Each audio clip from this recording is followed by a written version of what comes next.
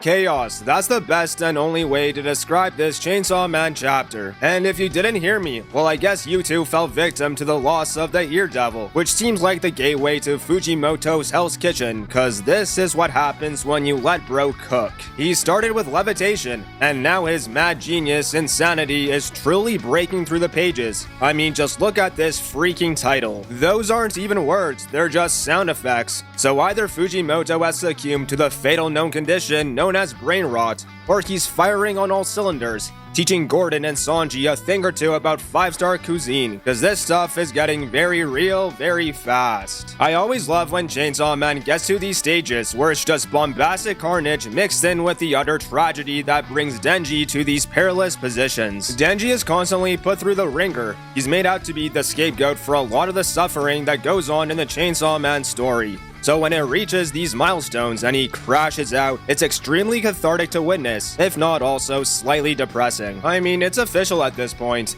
Denji is no longer the hero of the story. Well, I don't think we could really ever consider him one to begin with, but now he's taking it to unfathomably dark levels. He's reaping and sowing the seeds of annihilation. Dude is literally a walking slaughterhouse, the way he butchers his opponents as if they're lambs to the, well, you get the idea. Now, understanding Denji's mental state, we can arguably justify the reasons why he descended into madness. In a world that keeps stealing everything precious to him, it's not hard to imagine his angered rationality. But the thing is, he's really pushing the line between right and wrong, good and evil. He's tearing and blending those themes that he's unrecognizable to that same kid we saw in chapter 1. That kid who just wanted a simple chance to dream a dream has now reached that other side, where he's both accomplished his objectives and simultaneously had them shattered in a universe that fails to reward him. Before, when the Black Chainsaw Man appeared the last time, there was another greater evil existing and tormenting the world, and that of course was Makima as the control devil. So despite the demolition their battle inevitably caused, you couldn't really claim Denji as the villain, just a victim of his tragedy because Makima was controlling everything from behind the scenes. But now the script has flipped. There's no one right now contesting Denji for supremacy.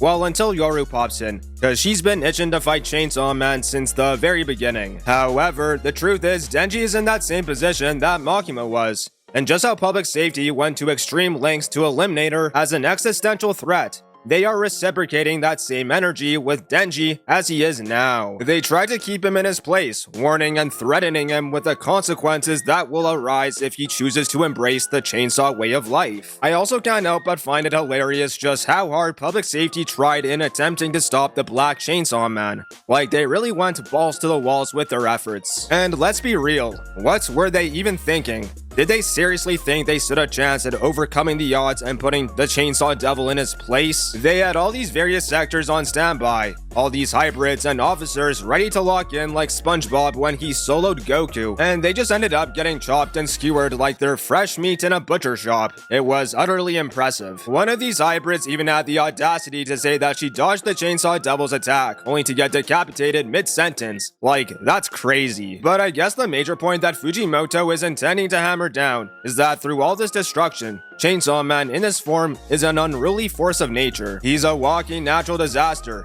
and everywhere he steps is another atrocity that he can tick off on his metaphorical scoreboard. This inextinguishable rage that's fueling and consuming his humanity is embodying every fiber of his being.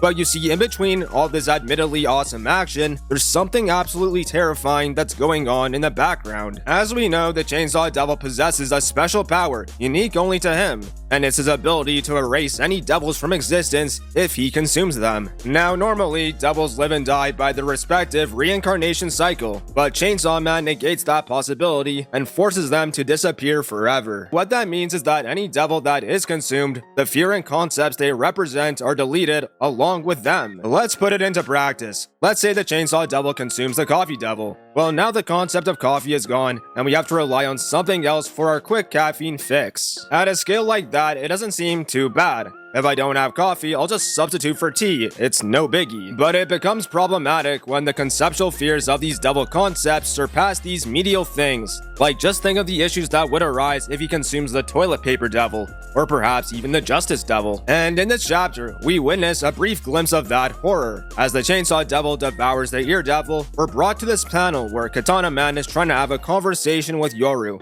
but he can't hear her. And Yoru comments that something disappeared. Yoru touches the side of her head and realizes that her ears are gone. And she smiles with such a sinister expression that you forget this chick is also half Asa. So this pretty much means that no one can communicate with each other, meaning I should probably expect that sign language will take over, and people will be spamming their screams in panic as if they're Naruto characters trying to summon their jutsu. You see, this was secretly a Naruto reference all along. Chainsaw Man is on his way to becoming the next Hokage. Asa Mitaka is Sasuke, and Kobeni is a slightly more useful Sakura. Speaking of which, with all these twists and turns, there's a lot of people now praying for a Kobeni return, considering the significant role she played the last time during the Chainsaw Devil spectacle. So if the sloppy top devil doesn't get erased from history, chances are looking pretty good. But back to the entire ear devil thing. I find it baffling that there was enough fear accumulated for ears and hearing that a whole ass devil was made in the process. What's next? The toe devil? The eyelash devil? Hell, maybe even the Durun Devil, because of the outerversal fear I caused by being this legendary Giga Chad. Also, because I actually just said that, the concept of the Durun Devil represents cringe, because I mean, well,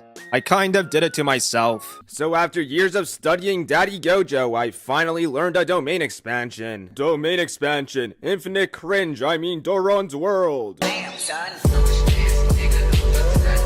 But for the first time ever in Chainsaw Man, we have witnessed a devil get erased from history. And if you look at the lineup, the Ear Devil is not going to be the only one on the chopping block. All these other hybrids and the concepts they represent are all next in line for the deletion process, and it's quite likely that it won't just stop there. Bear him, may he burn in hell, and I hope I don't have to see his smug face ever again. But he effectively unleashed a true demon that outclasses any of the Apocalypse or Primordial Devils, except for maybe Death and Darkness. In his current state, where Denji cannot distinguish between right from wrong, where he crashed out so intensely, you can't help but wonder if he's even human at all anymore. He's gonna flip the world on its head, even more than the Falling Devil did when she inverted gravity. The Chainsaw Devil literally just changed everything. Now I can't help but wonder if this what Fami and her faction were aiming for to begin with. Remember, her true goal as she pulls the strings in between her many meals is to bring about the strongest version of Chainsaw Man in order to combat against the Death Devil's upcoming insurrection. And if Death is going to bring an age of devils, it just makes sense to wage your battles earlier and get ahead of the game by eliminating as many devils and the concepts they represent, so they cannot reincarnate and add on to the Death Devil's army. The consequences to Fami are irrelevant as long as the ends can justify the means. It's quite a Machiavellian approach, because by bringing this version of the Chainsaw Devil to the forefront of both humanity and devils alike,